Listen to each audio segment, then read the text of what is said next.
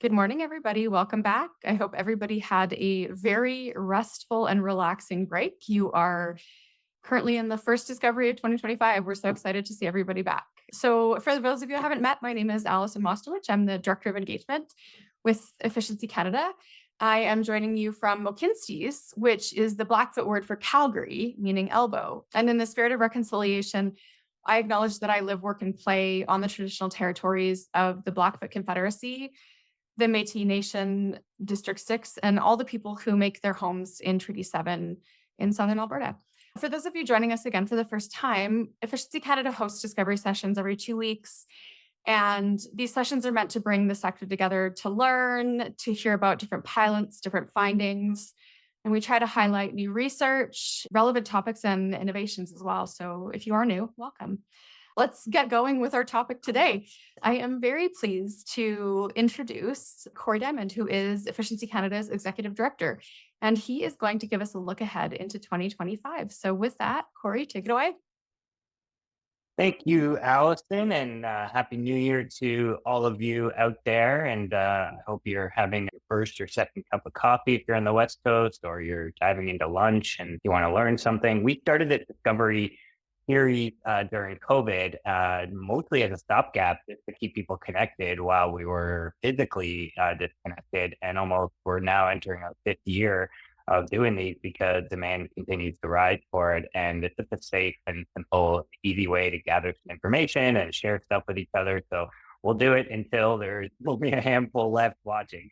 But the first one of every year, we try to do a bit of a look ahead. So what can we expect from energy efficiency policy in 2025? I'm going to go through a bit of a presentation. If you've got links and things like that that are relevant to what we're saying, it's meant to be a bit of a shared thing as well. So let's hop in. So the first, obviously, the major caveat when doing something like this is obviously predictions are a bit of a fool's game, especially when it comes to politics. I don't have any insider information that most you probably don't have either. And these are basically by ideas, concepts, and things that are looking at trends ahead of where we are. But if you're paying any attention to the news, at least federally, uncertainty is the name of the game. So pretty much anything can happen. So I'm always a little shy of making bold predictions, although you'll see some sort of trends and things that might happen in 2025. So the way I'm going to set this up is that I thought it would be easiest to talk through six different policy areas. So these are six areas that Efficiency Canada is working on. They're not the only things in the energy efficiency policy landscape, but they do cover a majority of things happening across the country at all levels of government. First is on utility demand side management. What are the provinces doing and their utilities and energy efficiency administrators and delivery agents doing on energy efficiency policy this year? The second is, as many, we've been doing work on energy poverty since we started Efficiency Canada, and we'll continue to work on that. Appliance and equipment efficiency is a big area where there's enormous amounts of savings. So what can we expect in that area this year? Codes and standards, obviously how we build new buildings and how we operate existing buildings is a huge thing, and the governance framework around that. So what trends could we expect from that in 2025? A new policy area that's been embedded in some of our other work, but it's starting to emerge. I think a practice in and of itself is our market transformation work. And there's lots of work happening across the country on revolutionizing how we do energy efficiency and how we do retrofits and things like that. So transforming the market beyond just the day-to-day of incremental change is a policy area. And I'll talk a little bit about that. And then, of course, none of those five things happen unless we've got awesome, amazing people working in the energy efficiency workforce, and that we have enough people to meet the demand that all of these policies happen. So I'll talk a little bit what to expect from all of us in 2025. All right, so let's jump in. With two parts to the presentation, each one of these policy areas is going to have two questions. One is a leading question on some potential outcomes, so framing what we could expect. And then the second is what we would like to see happen if we were in charge of everything, and some of our advocacy positions on these things and what we want to see governments at all levels do in 2025. So you'll see both those parts within each of the policy areas, and then I'll do a summary at the end. Okay, starting with utility demand side management. The question is, will the momentum on provincial energy efficiency savings continue? Last year, at the end of last year, we released our semi-annual provincial scorecard. We found that an increase of 25% in savings between 2022 and 2023. The reality is that provincial energy efficiency is continuing to rise in the direction that we want, and it's carrying the load on overall energy savings across the country. So, can we see that momentum continue in 2025? I think we can, just from some early indications. The first is this week. Some of you might have seen the historic investment in Ontario. There's a brand new framework. What used to be a 2 or 3 year framework is now a 12-year framework. And there's a commitment that has a ceiling of up to $10.9 billion on electricity energy efficiency. There's also a commitment, which is something we've been pushing for a while, around breaking down fuel silos, having sort of one window between electricity and natural gas. So huge ramp up in energy efficiency in the Ontario setting. Same thing goes in Quebec. Last year, Quebec announced a tripling of annual spending for this year on energy efficiency, and has a long-term commitment to double efforts into the early 2030s. A huge amount of work happening in Quebec as it relates to the amount of electricity that they have to go around to power homes and cars and industry, et cetera, and the no regrets commitment around efficiency. So we're bound to see a ton of work happening in Quebec as well. And then in BC, Hydro is planning a 60% increase in spending, and FortisBC plans to invest over $700 million over the next 4 years. So these are all stated commitments that are on the book. So I think we can expect that the momentum on provincial energy efficiency continues, that savings continue to ramp up, spending continues to ramp up, lots of activity for those working in the sector. So what would we like to see as part of it? Obviously, we want that to happen. So I said earlier, anything can happen in our world, but we really need to see the provinces continue to carry the load, and we'll continue to track using our database and all of the policy commitments and energy savings on the books. We'll continue to track how provinces are doing, but we want to continue to see that growth year over year.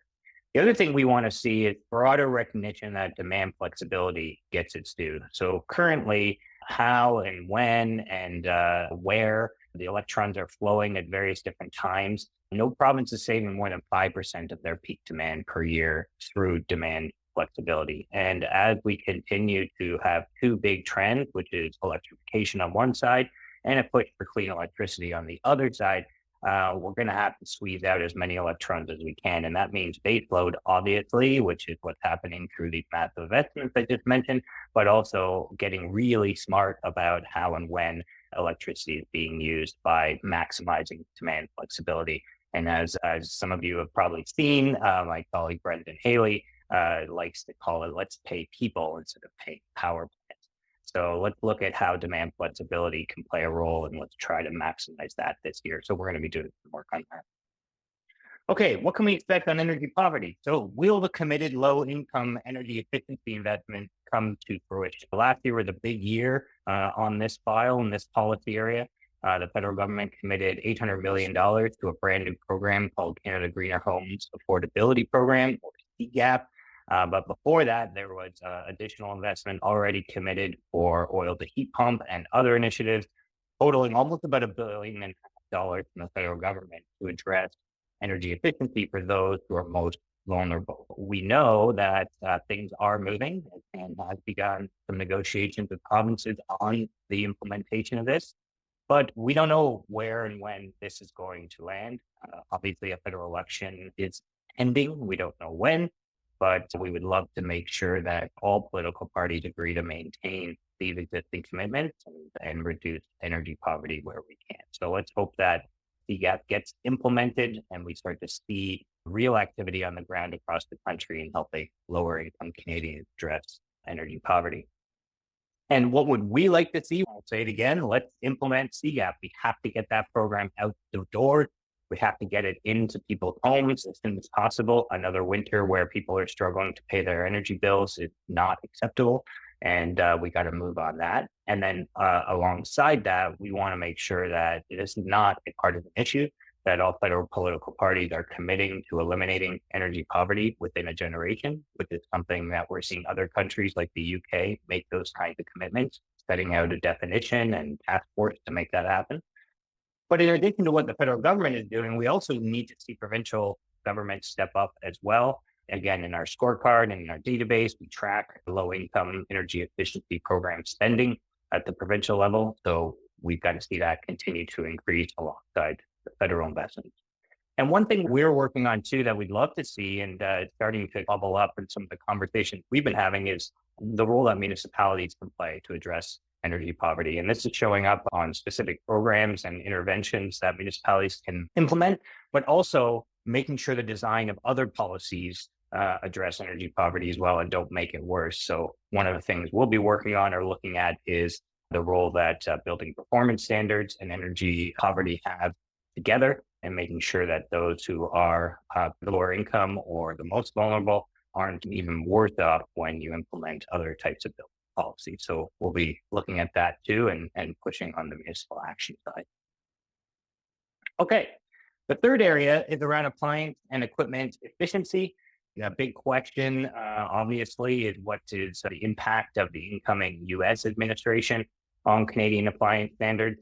The reality is Canada is integrated with the US on many different appliances. Manufacturers that make various different appliances and equipment, have integrated markets for these.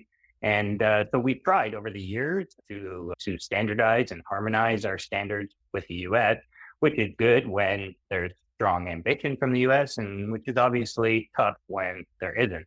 And I think we can expect that President Trump is going to certainly scale back the ambition on efficiency standards. For those that read the 800-page Project 2025, there is a section on this in there about doing that. And the culture wars are full of comments and memes and things about how efficient appliances don't work and things like that. So, we're bound to see something like that. Now, luckily, the areas where we do align with the US were all finalized here about 6 months ago.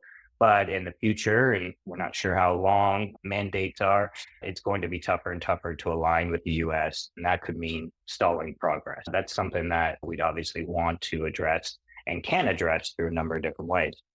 So, what would we like to see on appliance and equipment policy? The number one thing, and we've been talking about this with stakeholders across the country over the last 2 years, is we have a very outdated Energy Efficiency Act. For those that joined my colleague Sarah on her discovery session, you found out that the Energy Efficiency Act was drafted when we moved from cassette to CDs back in 1992 and has barely been updated since then. There's been some commitments in the past year on the federal government side to do this, but we've yet to see this fully be implemented. We need to see a much stronger and modernized act, which will allow us to do a number of things. And I've listed a couple here. The first is that we can replace all new central air conditioners with heat pumps, which would give people an opportunity to have efficient cooling and heating when they're purchasing their cooling product. And that's something that can be included in a modernized efficiency act. And number two, if we're looking toward longer term and thinking about efficiency standards for space and water heating, making that 100% minimum efficiency standard for all heating systems is something that can be done, but not unless the Energy Efficiency Act is modernized first. So it's a bit of an erudite or weird under the radar tool, but if it's implemented as a modernized act that reflects where we are in 2025, then some of the bigger shifts and changes that we want to see happen can happen. So those are things we'll be looking at. Okay, now let's meet the standards, codes and standards. This has been an area that we track in all of our work in our policy databases and things. But trying to make sense of who's going to lead the country on building codes and standards is a tough game. You got to really be on top of the various different announcements and across the country, both at the provincial and municipal level, and then also think about the role that the federal government plays. But on new buildings, last year, all provinces committed to harmonizing or at least adopting the 2020 model building codes and picking a tier by which they would be adopting that. Not all provinces did that, but many did. And when they did, some of them actually identified the steps by which they're going to be moving up the tiers. And so here's a list of what we expect to see in the coming year. MBC, who is obviously ahead of the rest of the country because of their initial adoption of their own step code, will be moving to step 4 in 2027. New Brunswick, tier 2 this year. And Nova Scotia's got a schedule of each year moving up tier 1, 2, and 3. And even in Saskatchewan by 2026, we're seeing tier 3. So this is National Building Code. NECB is similar, except for Saskatchewan is not the same on that. The other thing we're going to see on new buildings is for the first time, the inclusion of emissions in the next model building code. So this year, we're going to start to see a lot of movement and figuring out and establishing how we go about doing that so that the next model building code that's released to the provinces, that it considers not just energy, but emissions as well. So there's consultations and work coming up in 2025 on that. And what about existing buildings? What's going on there? So again, federal role, they have committed to adopting alterations to existing buildings code, which would be essentially similar to a model building code available to the provinces to adopt when there is a major alteration to an existing building. Alongside that, many municipalities and some provinces are moving ahead very quickly on building performance standards following the City of Vancouver's lead. We did see late last year that Bill 41 in Quebec has passed, and so we will see a building performance standard be implemented for the entire province of Quebec coming up.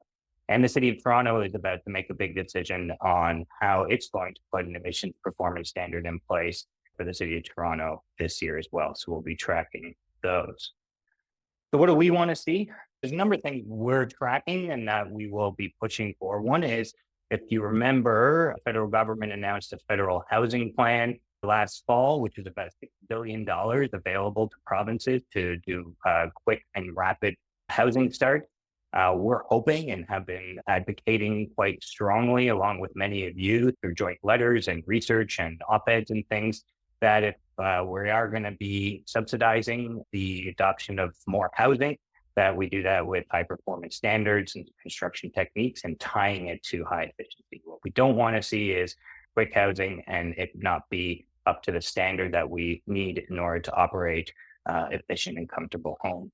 The second thing is, and this has already begun, actually our last discovery session in December was NRCan presenting on this. We want to continue to see a national approach to energy rating and disclosure. We need to see energy rating and disclosure happening across the country. And so NRCan has committed to figuring out ways that it can harmonize that, make it easy across the country to implement that, and have committed $30 million towards that. So we hope to see some big movement in 2025.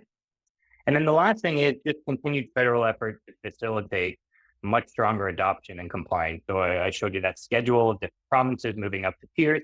We want to see a lot more of that happening. The Codes Acceleration Fund is an excellent tool to do that. Round 1 is already out and people are starting to do projects. Round 2, I think, closes today as far as applications. So we really hope the federal government continues to make it easier for provinces, municipalities, and other actors to adopt and comply higher tiers. Okay, 2 more, and then I'll pause for questions and answers. So market transformation, and here's the question. Will we finally move away from the boom-bust program cycles in favor of a market transformation approach? This would be my number one wish for the entire sector. Having been in this sector for most of my professional career, I have watched the various boom and bust program cycles come and go. We have to figure out a way within this current system that we're creating new systems that favor market transformation. And so there's a few things that are indicating that we are really moving in that direction. The first is a broader recognition of home performance as a lens. So how do we look at buildings and homes when we're retrofitting them, not by specific pieces of equipment or actions, but by looking at it on how a building performs. We did some research last year on this specifically and are really trying to push for new business models that help to look through the home performance lens.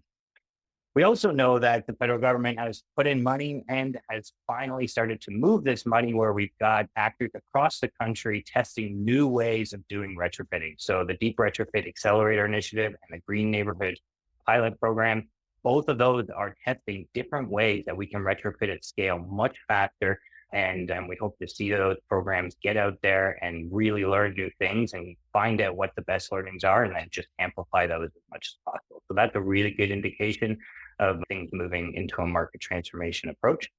And then the last thing I wanted to mention too, and just repeat from the first slide, is that we're seeing much longer term DSM budgets. And Ontario is a good example of that, of 12 years. This allows for a longer term planning and view and approach of things and helps businesses have the certainty that they can adjust their business models to achieve even bigger savings. And so when things are 2 years, 1 year, in and out, new governments coming in and going, it's really hard to change your business model, change your business practices. But when you got 12 years and longer term and lots of money available, it's easier to do. And so that's a good indication that we can move towards that approach. So what do we want to see? The first is we want everyone to be talking about this. We need key decision makers to understand that by supporting small and medium home performance businesses, we're going to see these longer term shifts and that we're going to slowly move away from that boom and bust. And so we really got to kind of talk about this as important as anything else, that if we support the businesses to make these shifts, and then they're almost over and above and the boom and bust, and that becomes irrelevant. The other thing we really want to see is that if there's some really good key early learnings from the retrofit accelerators from those two federal programs, that we really start to ramp those up immediately. We don't have to wait to the end of the 2 or 3 years of funding. We can make those learnings available to everyone and just start going right away. And that's the concept around our retrofit mission that we've been talking about, and really ramping up how we retrofit and building out the retrofit sector. Okay, lastly, will support for the energy efficiency workforce keep up with all this demand? For those that saw the Eco Canada report update last year, the sector continues to grow. We have almost 500,000 people in this country working in energy efficiency, and it's an amazing news story for the sector, for employment, for green employment, et cetera. But challenges still persist. There's hiring difficulty. Many firms report they can't find good people to do all of the work. And lots of other groups like the Canada Green Building Council have detailed what professions those are, how many people we need in those professions. So it's still hard to find people. The other thing is we definitely have a lack of diversity. We have an underrepresentation of women and Indigenous people in this sector. And increasing, we need to continue to increase access to training and education for those in the sector to upskill and move them into making sure they have what they need to meet the demand. What do we want to see? Obviously, more support for engaging people from all different backgrounds. We need more people to come into the energy efficiency workforce, and we need the people who are currently in it to be meeting the demand and have the skills and capacity to meet the demand. But connected with that as well, the more that we have more of these people coming in and engaged from lots of different backgrounds from all over with the skills that we need, the more political power we have to make sure those 5 other policy areas are happening. And so what we're looking towards next year is to continue to work with all of you, make sure that we have that power, that we're all working together, have a loud voice, and that we can make sure that the policies are designed for the people that are doing the work. Okay, so final word, a bit of a summary. So if we were to look ahead in 2025, there's 6 things that I wanted to make sure I said again, just so you hear it and then you write it down and you look towards your own work to see where you might be able to support it. The first is we know provinces need more electricity. So let's keep increasing energy efficiency and pay people instead of power. The second is energy poverty continues to be a problem in this country. It needs to be a national issue, and we need to implement the CGAP program this year. The third thing is we can squeeze so much efficiency from our appliances and our equipment. So it's time. We have to modernize the Energy Efficiency Act. Fourth is let's get provinces moving on moving up the building code tiers, and let's get building performance standards over the line where we're close. Number 5, with retrofit accelerators launching, we can and have an opportunity to finally revolutionize how we retrofit at scale. And then finally, number 6, if we've got more political power and we're harnessing all the passion of all of you, then all of this stuff is easier to make happen in a politically uncertain time. So that's it for my look ahead. Happy to take some questions with the time we have. And yeah, thanks for listening. Thanks so much, Corey. That was a great overview. We do have some questions in the question box already. So Let's get started. Has Efficiency Canada had the opportunity yet to brief the federal opposition party critics for energy and climate change about the economic, social, and environmental benefits of DSM? Great question, Kenneth. Thanks for asking that. Yes, we're based at Carleton University. We're nonpartisan. So we work with all the time, even off election cycles. We're talking to all political parties about various different issues. We've had a number of opportunities to brief all opposition parties on the various issues, and we put together specific campaign ideas for each political party on things that they could do on this issue. And yeah, some of there's been great positive reception on. Some has been 2 or 3 word answers, and we have to temper expectations right now. Obviously, there are massive issues going on in the world, politics and geopolitics and US and things like that. And so we're sort of, have put our ideas and are holding back. And the other thing we're doing while we're doing that is we're making sure, as I go back to that point around political power, is make sure we have people in our back corner when we need them. So if you are in a riding where there might be conservative politicians and you have a story to tell, we'd love to hear from you, because there's so many great stories for all this stuff to make the sort of the policy recommendations actually come alive and be real, made real by the people who are delivering and implementing the work. So those are 2 areas that we've been working on. Great, thank you. Someone wondering if we have a political advocacy toolkit. Ha! That is a great question. Actually, right before the webinar started, Allison was like, "Oh, we should do a discovery on our political admin." We used to do this thing called Advocacy EE, which was around during COVID, and it gave people, different ways that they could connect in with their elected officials and organize locally. All those, I think, are still on our YouTube channel. So somebody, if the can team is listening or watching, maybe pop that in the chat. But I don't think we have an actual toolkit. Oh, actually, I do know what we have. If you go to our website, specifically on codes, we do have a building codes actually toolkit, which gives you a sense of what the issue is, how to advocate for it, how to bring the right parties together, et cetera. So that's specific to one issue, but a generally overarching political advocacy toolkit we don't have. Thanks, Corey.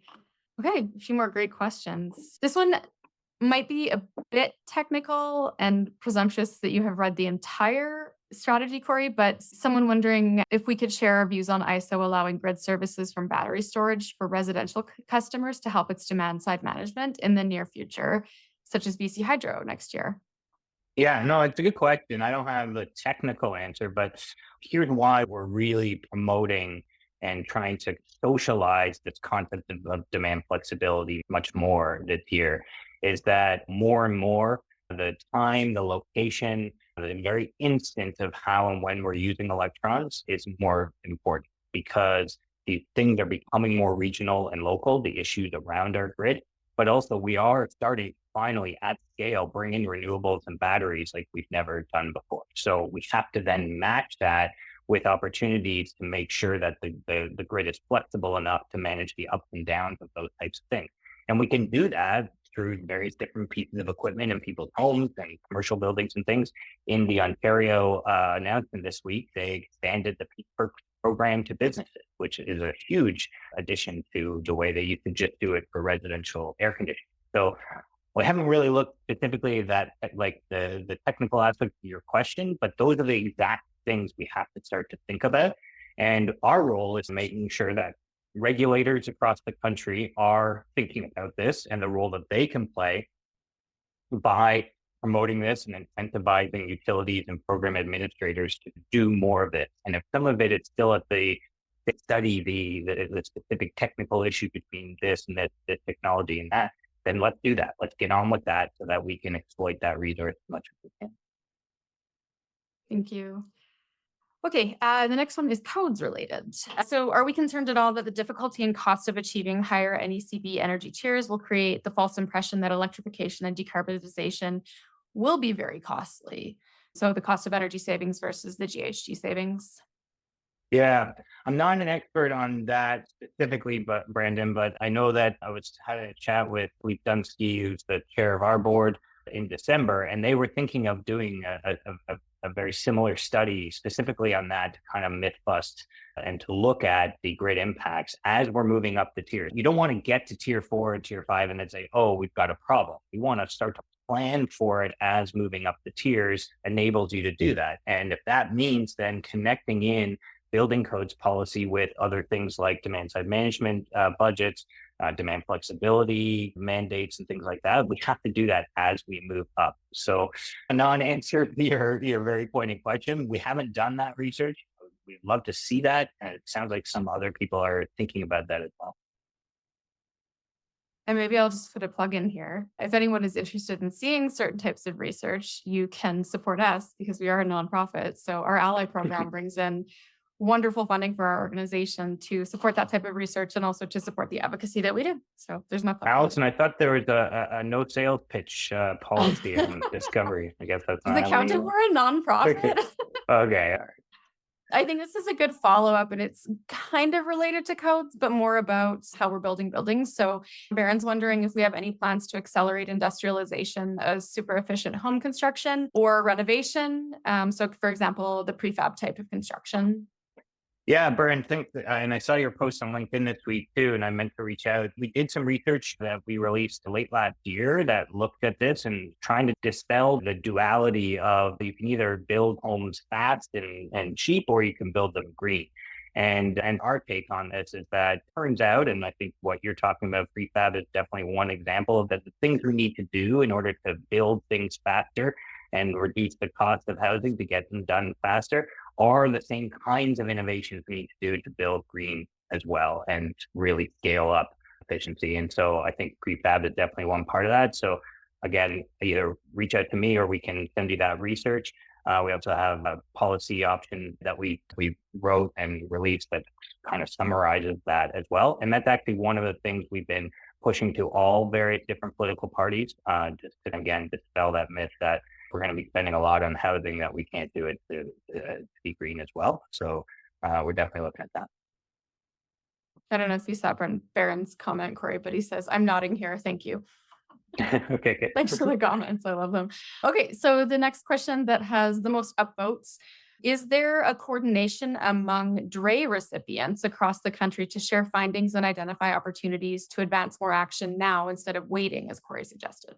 Yes, there is. Great question. And we're part of it. So we are doing some work actually on behalf of the Recover Initiative, which is one of the DRE recipients. And as part of that, Canada asked us to put together a bit of a team channel and a place where each DRE participant can share documents and lessons learned and things like that. That just started like right before the break. Remains to be seen how that goes and what the best use of it is. But yeah, it's starting. For us, it's not only just looking at how they can learn from each other's projects, but very specific innovations. If there's one that's working right away, we should be expanding that even outside of trade participants immediately. And again, let's not wait for the final report in 2027. There might be some things we're learning right away that can be expanded across the whole country. And so we're hoping to pull those out as we go. We fell into the acronym trap there. Can you just explain a little bit what DRE is? Yes, DRE is the Deep Retrofit Accelerator Initiative. So in 2021, Efficiency Canada wrote a report called Retrofit Mission, where we talked about the fact that if we're going to retrofit every building within a generation, we have to do it in different ways. And as a result, the federal government put in some money and projects across the country that are going to do deeper retrofits at scale in new, innovative ways. And so those projects are just getting going now. Thank you.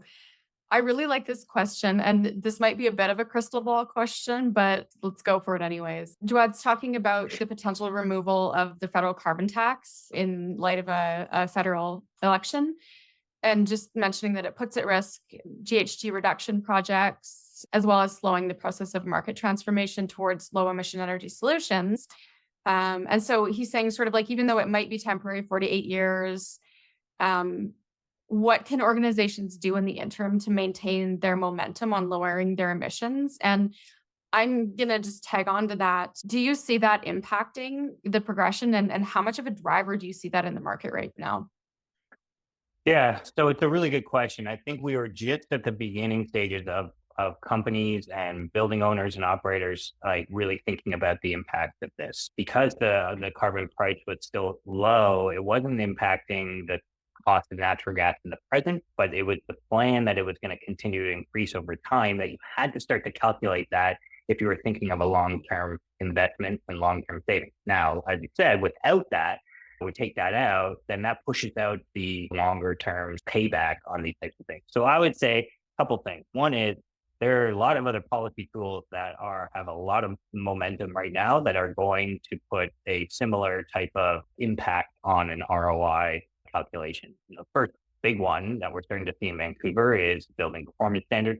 If Quebec moves and implements Bill 41 and City of Toronto moves, that we're seeing a large percentage of buildings that are going to be governed by this. And so it's not a carbon tax per se, but there typically is a financial fine essentially if you are not meeting your emissions targets, and you have to start to calculate that in. And so looking at where these policies are happening and where they're coming as a building owner or an operator, you got to understand that those might be coming in jurisdictions where you have buildings and you have to start to calculate that. And those might increase the payback faster than a federal carbon tax would.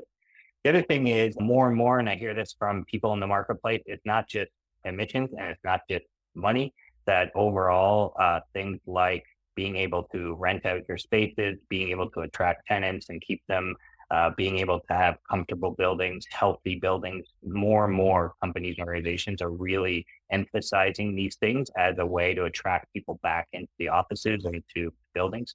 And so I think those are going to continue to be drivers in the absence of something like a carbon tax, that you have ROI certainly on the cost you're putting into the retrofit, but you also have ROI in other ways. Obviously, the tenant engagement, health benefits, things like that. So those are going to be. So first is yes, there's other policies that will likely make up for it, and second is I think we're seeing a much bigger sort of rounder sort of way of looking at ROI. Great. Thanks, Corey. This is an interesting question. So, just someone noticing that there wasn't a component of AI in your presentation and wondering how efficiency competes with AI for renewable electricity. Yeah, it's a great question. It's something I struggle with mostly out of ignorance. I don't know a lot about it, but I'm definitely scared that of all the efficiency improvements we have and all of the benefits we get, and then all of a sudden we add so much load through AI data centers, then it's all for naught. I know that going back to Ontario as an example, they use this as one of the drivers for figuring out a new energy plan for the province. There's 30 something AI data centers being planned in Ontario that are going to have an enormous amount of demand. You add in the new auto plants that are coming to build new EVs, that has significant demand.